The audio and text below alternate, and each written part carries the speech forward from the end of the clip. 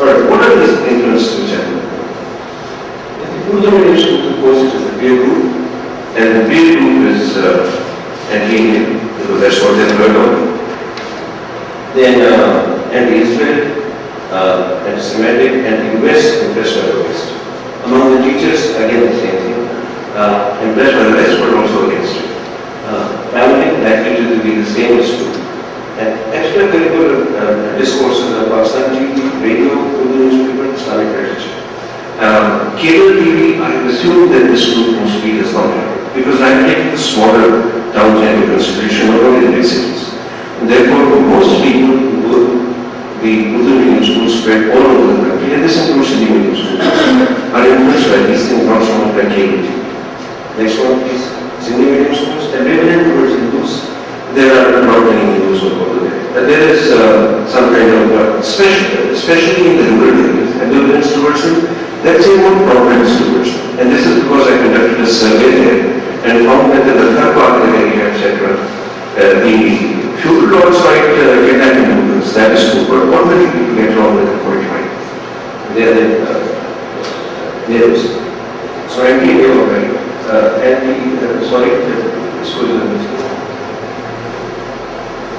it's an Indian school, ambivalent towards Hindus, anti-Israel, anti-American, ambivalent towards the West, but interesting. And same is not likely to be Sindhi nationalists and anti-Punjabi. And this dilutes some of the pro-military stance which was there in the Punjab, and this survey is being carried out. This is about 2.5 years. Family same is true, and extracurricular discourses, Pakistan TV, radio, Sindhi newspapers, and magazines.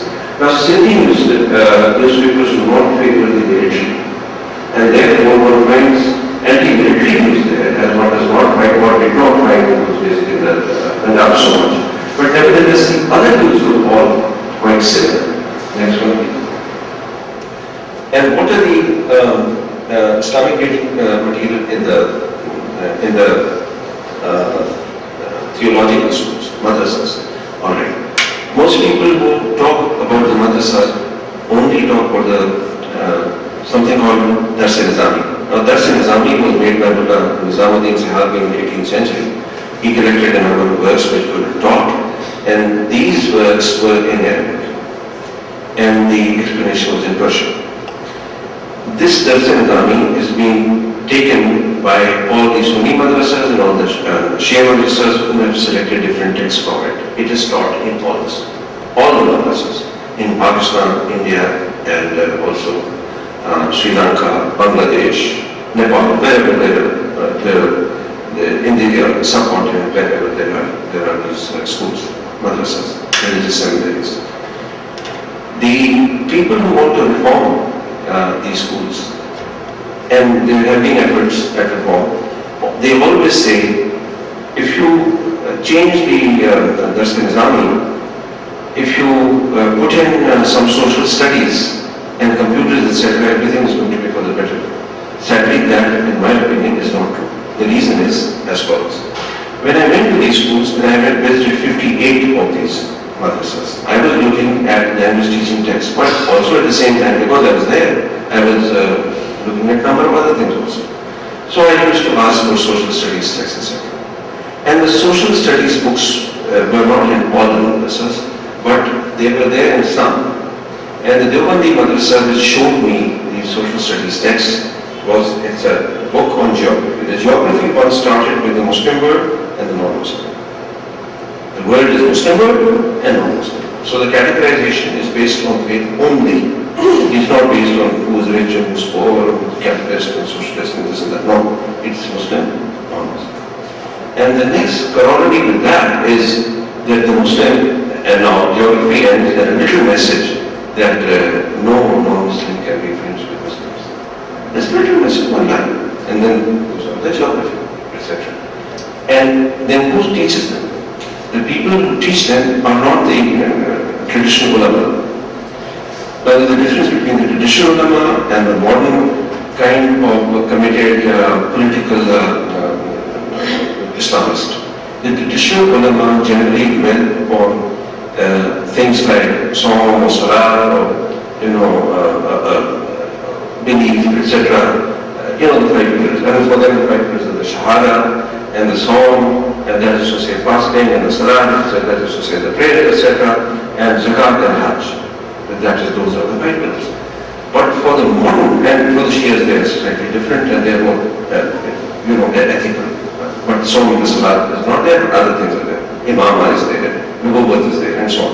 Just as, if you remember, Khomeini initially accepted that the Tode party had joined them and that the other parties of Iran had joined them, etc. But Velayat al-Faqih was very clear that it is the Faqih who was going to do it. And the people from the socialists, etc. had found out much later. Khomeini had not, Khomeini said very clearly. They found out much later when they threw him out after the sermon in the University of Tehran, etc. And Bani Sadr also was thrown out. A man who was not man. As soon as he went against his real power in Velayat al-Faqih had to go to the Faqih. It couldn't go to someone like Bani Sadr. It just couldn't. That was not the agenda at all, and it was very clearly stated. It's just that people didn't read it. So these books, the literature states very clearly who's going to govern and who's going to rule, etc. So if at the moment the military or any other government body in Pakistan thinks that this is only to drive away the US, then they will be mistaken. That is one of the aims, but that is not the only aim. The other aim is also to drive away the collaborators, by which, of course, they mean the elite. And this is the whole Muslim world. Okay, so, and this I stop. Questions, please. Thank you very much indeed. My question relates to one of the earlier slides you showed, which was the Pakistan textbook board and the wonderful philosophy that they have over there. I wanted to know, number one, who actually, I mean, it is the Pakistan textbook board, but who actually endorses or prescribes this policy to them? Who are these unknown authors of what you showed us over there? Yeah. The books are then sent, the draft form, to the central office which is in Islamabad, and then they look at, they're supposed to look at all, I don't know whether they actually go through all the books, etc., but they're supposed to. They are supposed, this is called vetting. Once that is done, then if they find something which is to be removed, then that is removed, etc., something else is put in its place. Otherwise the books are sent back and they're published by that board. The procedure is like this.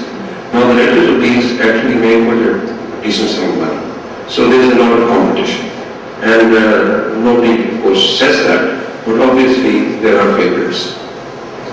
I think perhaps you missed part of Raza's lecture. One of the points he was making was that a lot of the literature that our children are exposed to in our schooling systems make them intolerant. It's not so much a question of radical Islam, but it's a question of the intolerance that we have spread in our country. And it's not just in ours, also. That's where I was going to ask you a question. Is there something that is wrong intrinsically in the Islamic world today that makes so many of us Muslims teach this type of Islam? My little example is we lived abroad, and both places we lived were Muslim countries, Malaysia and the UAE. In both places I had problems with my children getting religious education because they would come back telling me things like, my Islamic Studies teacher told me that all Christians are going to burn in hell.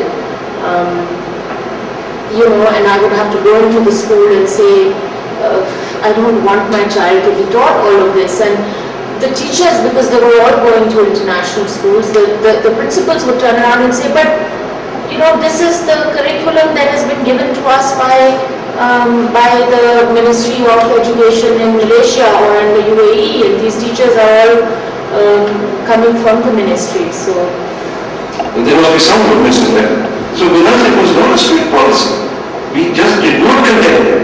It was only when the military itself was attacked that the first serious condemnation and action started. And the swamp action is the only serious action. And even that, there is doubt whether in other areas that kind of action will take place or not. So we have to look inside our own policies see whether we are